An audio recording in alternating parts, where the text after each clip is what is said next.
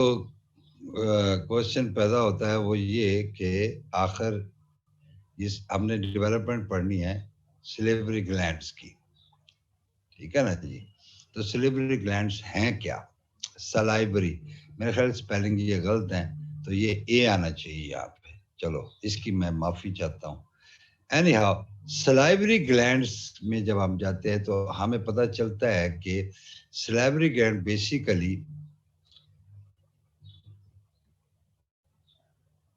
या तो ये मेजर सलाइवरी ग्लैंड्स होते हैं या माइनर हो सकते हैं, और इनमें जो सिक्रीशन पैदा होती है या तो वो म्यूकस होगी। आपने देखा कि आप अपने ही सलाइवा को जब फील करते हैं, it is sticky in nature, so that means it's a mucus is present in the saliva. So others are because it is watery, because your mouth is filled with it and it's watery in nature. तो वो serious salivary glands है कुछ. और there are glands which are mixed one. जब हमें ये पता चल गया तो अब हम देखते हैं कि एक ग्लैंड तो पड़ा हुआ है जी पेरोटिड, और ये यहाँ पर हमें नजर आ रहा है, ये ग्लैंड पड़ा हुआ parotid.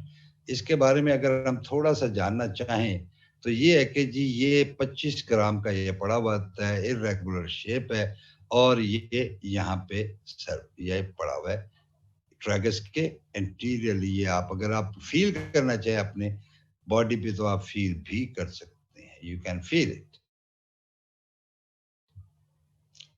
between mandible and sternocleidomastoid. So it is located here. So here is shown the parotid gland. So इसकी development कैसे होती है, that we have to see. फिर एक gland ये submandibular gland है. Because it is under the mandible, so it is named as submandibular. अब ये J-shaped है, size of walnut, और फिर इसके दो parts होते हैं. तो एक दूसरा gland हमने जिसकी एम्ब्रियोलॉजी के बारे में जानना वो सबमैंडिबुलर. फिर under the tongue there are sublingual glands which can be felt by you. When you open your mouth and put your finger under the tongue, you can feel the elevations which are actually sublingual glands. Central frenulum के sides पे आप feel कर सकते हैं sublingual glands. So because they are under the tongue, so they are named as the sublingual. Other gland, excessive parotid gland.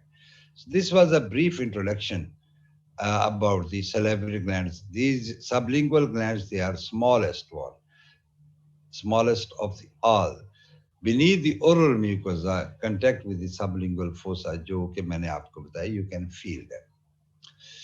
अब यह कि when you start understanding their development, अब हमें पता चल गया grossly कि glands are four, अब जिनके बारे में हमें डेवलपमेंट लिया है, और ये लोकेशन इसकी आपने देख ली ऑन योर फेस के कहाँ कहाँ ये पड़े हुए हैं.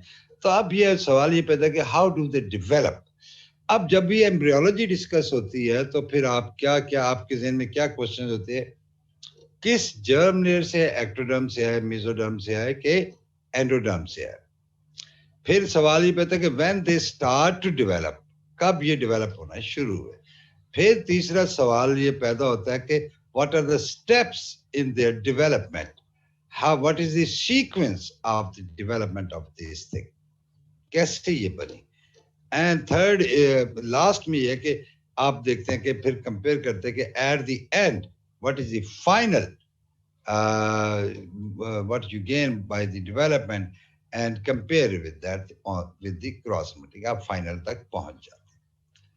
ठीक है जी. इन्हीं चीजों को मद्देनजर रखते हुए वी कैन सी दैट अगर हम क्रॉस देखें तो all the glands, salivary glands, they are from oral cavity epithelium. Oral cavity means mouth की जब डेवलपमेंट होती है तो वहां पे जो ओरल कैविटी बनती है तो उसकी एपिथेलियम से डेवलपमेंट होगा. अब ये एक्टोडर्मल है, ये एंडोडर्मल रीजन है, ये हम देखते हैं. लेकिन एक बात है कि ये glands they are developing from the oral cavity epithelium. ठीक है जी. और फिर यह कि 3 मेन स्टेजेस सब ग्लैंड्स में होंगी, पैरोटिड हो, सबमैंडिबुलर हो, सबलिंगुअल हो. 3 मेन स्टेजेस. फर्स्ट कि उसकी एक बड बनेगी, प्राइमोडियल उसका बनेगा. फिर उसमें होगी ब्रांचिंग होगी, फिर उसकी डक्ट बनेगी, क्योंकि आपने किसी डक्ट के थ्रू ही सलाइवा आपके मुंह में आ रहा है ना, तो डक्ट बनेगी। फिर यह है कि फिर बड डेवलपमेंट होगी, यानी कि मल्टीपल एसिनाई बनेंगे। फिर यह है कि जहां पे भी ये ग्लैंड बनता है उसमें लोब्यूल्स बनते हैं। डक्ट की पहले सॉलिड थी, फिर कैनालाइजेशन होगी, ठीक है ना जी। ये सेकंड स्टेज में लोब्यूल्स बन गए और कैनालाइजेशन। थर्ड स्टेज में यह है कि वो फिर मैच्योर होके वहां पे सिक्रीशन शुरू हो जाती है, यानी एसिनाई बने और फिर वो डक्ट्स में उनकी सिक्रीशन आना शुरू होके।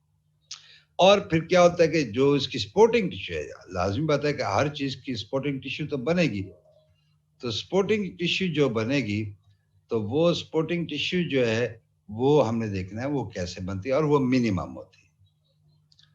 अब अगर हम इससे देखो, there are actually salivary gland में 1 2 3 4 5 6 स्टेजेस। पहली में बड बनी, दूसरी में एपिथेलियल कॉर्ड्स बने, तीसरी में फिर terminal part of the epithelial cord बने, फिर एंड पे क्या ना ब्रांचिंग हुई, कॉर्ड्स की लोब्यूल फॉर्मेशन होगी, उनमें फिर कैनालाइजेशन होगी, और फिर साइटो डिफरेंशिएशन मींस कि उसमें क्या हो गया, शुरू हो गया, म्यूकस बनना शुरू हो गया, यानी सलाइवा बनना शुरू हो गया, ठीक है। अब यह कि कब शुरू हुआ, तो पैरोटिड को देखें तो वो 4 to 6 वीक में वो शुरू हो जाता है। सबमैंडिबुलर 6th वीक में जाकर शुरू होता है। सबलिंगुअल 8 to 12th वीक में, यानी at the end of embryonic period, और उसके बाद भी ये कंटिन्यू रहता है सबलिंगुअल। अब ये कि जो एपिथीलियम कार्ड है, एपिथीलियल बड है, वो पैरोटिड में तो एक्टोडर्मल इन ओरिजिन है, but it's submandibular sublingual it is endodermal in origin. तो ये हमारा सेकंड क्वेश्चन भी क्लियर हो गया। ये दो क्वेश्चन इसमें क्लियर हो गए। एक तो when do they start developing, parotid 4 to 6 week, submandibular 6 week में, सबलिंगुअल और माइनर जो ग्लैंड्स है वो 8 to 12 वीक्स में। From where? From which germ layer? So the epithelial cards of parotid gland, they are coming from ectodermal in origin. And submandibular and sublingual, they are endodermal in origin. So two questions has been covered in this slide. So now here again, the 6 stages of development of the salivary glands: bud formation, then the epithelial cords, then the branching of the cords, then the dichotomous branching, canalization, cytodifferentiation. इस slide में वो सारी stages दिखाएं, देखें ये बड बन रही है, then the bud is dividing and there is division, and then the cords, then the acinus formation, and at the end canalization, here starting canalization, and here in the last stage is the cytodifferentiation, ठीक है ना जी।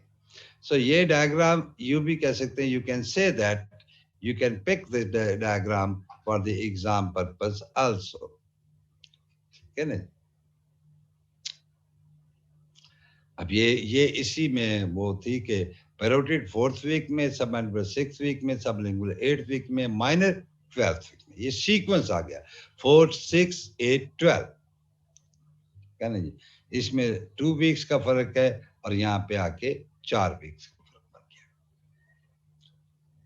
Okay, अब ये table form में है, location कहाँ पे है, पैरोटिड ग्लैंड की कॉर्नर्स ऑफ द स्टोमेडियम यानी ट्रैगस के नीचे। फिर फ्लोरा ऑफ माउथ में हमने देखा सबमैंडिबुलर, और फिर हम सबलिंगुअल हमने देखा कि at the base of the under the tongue, lateral to submandibular primordium. तो ये इनके वीक्स दिखाए गए, ठीक है ना। अब आ जाते हैं हम स्टेज 1 पे। अब अंडरलाइन क्या होगा, मीजेनकाइम। मीजेनकाइम के बारे में हम पहले डिस्कस कर चुके हैं कि मीजेनकाइम क्या होता है। मीजेनकाइम एक्चुअली क्या होता है, इट इज दी, ये कहीं से भी एक्टोडर्मल भी आ सकता है और मीजोडर्मल भी हो सकता है, जो ये कनेक्टिव टिश्यूज बनाता है मीजेनकाइम। सो ये देखें, ये बड जो है, ये मीजेनकाइम के अंदर बड डेवलपमेंट हो रही है, एपिथेलियम प्रोलिफरेट करेगी तो फॉर्म ऑफ बड, यहाँ पे बड। पैरोटिड में ये आएगा एक्टोडर्मल से, सबमैंडिबुलर में ये आएगा फिर एंडोडर्मल से, ठीक है ना जी। ये क्लियर हो गया। तो ये बड बन रही है। फिर स्टेज 2 में ये देखे प्रोलिफरेशन हो रही है, सॉलिड कॉर्ड्स बन रहे हैं। ये सॉलिड कॉर्ड है ना, इसमें कोई कैनाल नहीं है, कोई इसमें गैप नहीं है। तो अंडरलाइन मेसेंकाइम में उसमें कंडेंसेशन होती है और प्रोलिफरेट कर रहा है, ये एक्सटेंड कर रहा है। अब ये मेसेंकाइम क्या बनाएगी, इसकी सपोर्टिव टिश्यू, कनेक्टिव टिश्यू बनाएगी। एपिथेलियल लैमिना होता है ना, बेस होता है। ये अब स्टेज 3 में अब इसकी ब्रांचिंग शुरू होगी। ये देखो ब्रांचेस की बने शुरू, मल्टीपल ब्रांचेस। ठीक है जी, ब्रांचेस इनटू टर्मिनल बड्स में जाके तक ये ब्रांचेस होती रहेगी। फिर ये है कि again dichotomous branching in the terminal branches extensively form the numerous bulbs, यानी आगे जाके उसका वो क्या बन गया, एक इसमें एसिनस फॉर्मेशन शुरू हो रही है। अब इसमें connective tissue below the epithelial cord forms the capsule surround the entire gland. अब ये जो कनेक्टिव टिश्यू थी मेसेंकाइम की, अब ये देखें हर ग्लैंड एक कैप्सूल में कवर्ड है, तो उसका वह कैप्सूल और उसकी जो इंटरस्टिशियल टिश्यू है वो किसी से बनेगी, मेसेंकाइम से। ये terminal dichotomous branching means terminal branches जो है वो जाके फिर एक्सपैंड करगी, तो उन्होंने फिर क्या करना है, एसिनस फॉर्मेशन देनी है। अब यह कि जब एक्सटेंसिव ब्रांचेस हुई तो डक्ट, अब पहले तो सॉलिड कार्ड था, अब ये देखें यहाँ पे इसके अंदर ये गैप पैदा हो रहा है। So there is canalization of the buds, वो जिसमें डक्ट्स, इसमें क्या हो गई, कैनलाइजेशन। अब इसमें यह है कि सेप्टास बनेंगे, ये सेप्टास बन रहे हैं, ये कनेक्टिव टिश्यू बन रही है। फिर final the distant end of the main cord end is cord, then in proximal part main cord में फिर फाइनली जो central portion of the main cord है, तो वहां पे ये फिर ये इसकी कैनलाइजेशन हो रही है। So all will be connected to the main duct. फिर ये डक्ट जा ओपन करेगी माउथ में। अब ये देखें ना कि हमने कहा था शुरू में ओरल एपिथेलियम से इसमें डेवलपमेंट, तो यहीं से अगर डेवलपमेंट तो कैनलाइजेशन होगी, तो ये डक्ट कहाँ ओपन करेगी, ओरल कैविटी में at different points. Parotid duct open करती है at the upper second molar के अपोजिट, वहां पे ओपन करती है। सेम मैंडिबुलर जो है वो आपके एंटीरियरली जो फ्लोर ऑफ माउथ है वहां पे at the frenulum side, frenulum की साइड पे ओपन करती है, और वहीं पे वो जो है ना सबलिंगुअल भी वहां पे साइड पे ओपन करती है। तो फिर ओरल कैविटी में ये ओपन हो रही हैं डक्ट्स, मेन डक्ट। तो क्योंकि एपिथेलियम बड वहीं से ओरिजिनेट हुई थी, तो ओपनिंग भी वहीं पे है इसकी, समझ आ गई।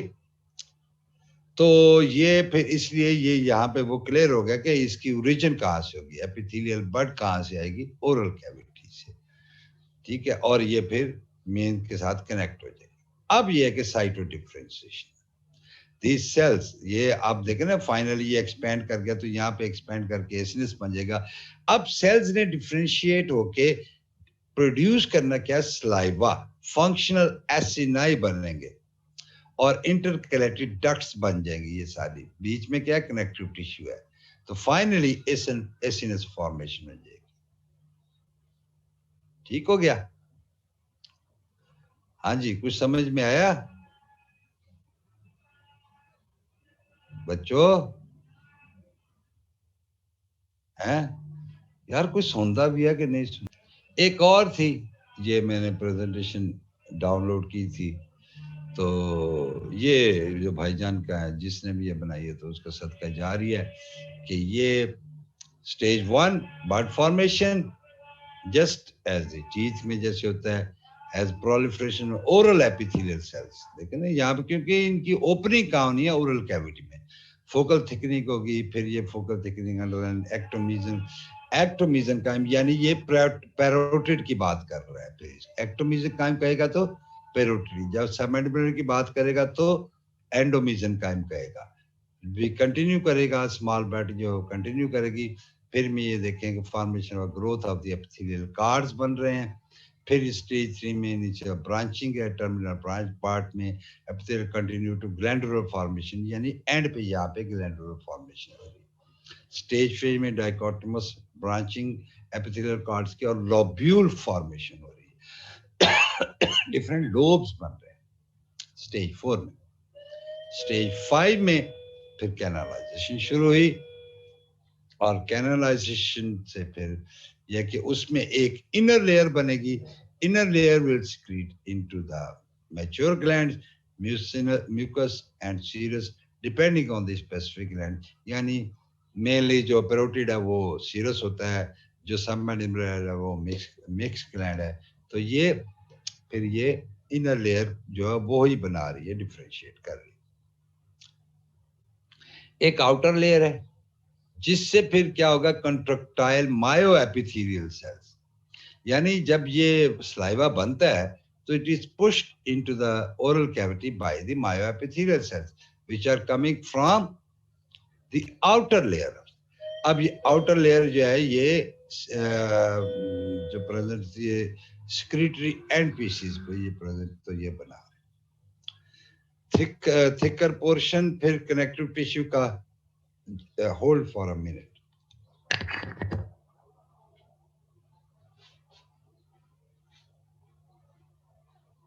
टिश्यू वो कंटिन्यूस है with the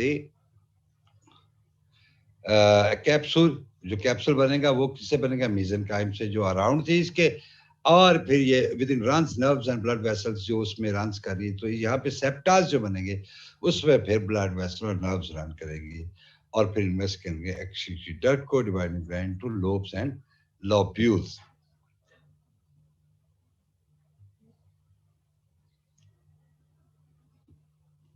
lobes and lobules में ये डिफरेंशिएट करेंगे.